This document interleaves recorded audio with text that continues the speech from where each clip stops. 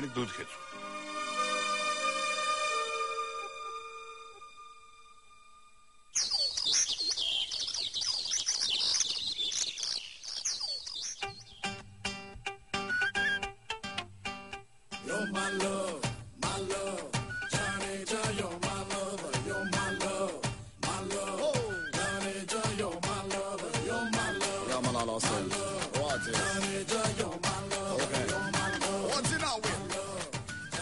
रोहित, रोहित, रोहित,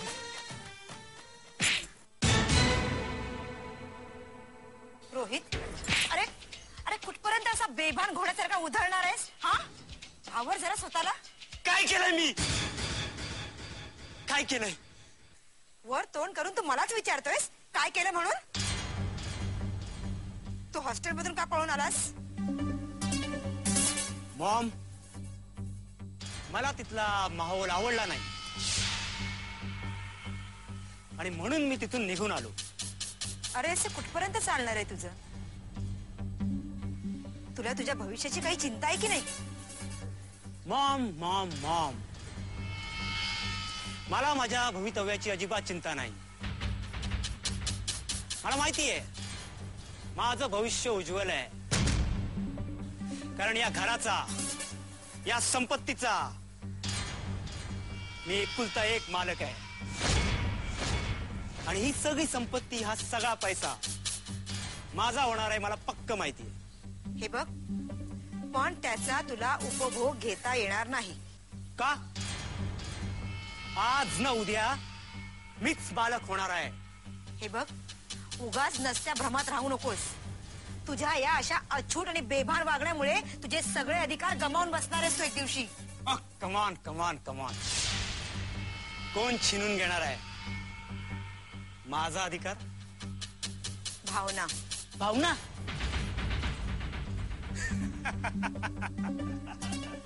माय फूट, ती रस्त्यावरून आणलेली पोरगी. हे बघ, हसण्यावारे नेऊ नकोस सगळं. तुझ्या असल्या या बेछूट वागण्यामुळे तू बदनाम व्हायला लागलायस. आणि ती परकी पोरगी भावना तुझ्या आजोबांच्या मनामध्ये घर करायला लागली. समज उद्या तुझ्या आजोबांनी तुला वगळून टाकलं तर काय होईल? तर भावना या घरची मालकी होईल आणि मग आपल्याला तिच्या इशाऱ्यावर नाचावं लागेल. समजलं? असं जर झालं ना तर त्या भावनाला मी सोडणार नाही. खल्लास खल्लास करून टाकीन. नाही, असा उतावळेपणा करायचा नाही. असा हातगाईवर येऊन कुठलाही निर्णय घ्यायचा नाहीये, तर तो विचारपूर्वक घ्यायला हवा. भावनाचा काटा काढायचा, पण तो काट्यानं काटा काढायचा. हे बघ, त्यासाठी आपल्याला जे करायचंय ना ते आपण करूच, पण ते वेगळ्या पद्धतीने. आपल्या संपत्तीवर फणा काढून बसलेल्या नागिनीला ठेचायचं तर आहेच, पण ते कसं? काठी आपली असेल, पण ती काठी चालवणारे हात मात्र दुसऱ्याचे असतील. वाह मॉम वाह, क्या बात. म्हणजे काठी आपलीच असणार, पण वार दुसरा कोणीतरी करणार. मग विनोद कशाला? हाच मार्ग अवलंबून पटकन संपवून टाकूया ना. नको, त्याआधी तुझ्या आजोबांनी मृत्यूपत्रात काय लिहिलंय ना ते बघायला हवं. पण तोपर्यंत तू तुझ्या आजोबांचं मन जिंकण्याचा प्रयत्न करायचा. अगदी सोजवळ मुलासारखं वागायचं. समजलं ना? जे मला जमणार नाही ना तेच तुम्हाला बरोबर करायला सांगतेस.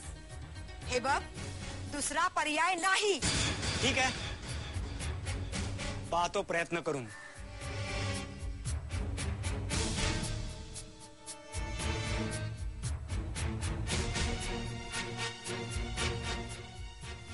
काहीच इलाज नाहीये दुसरा.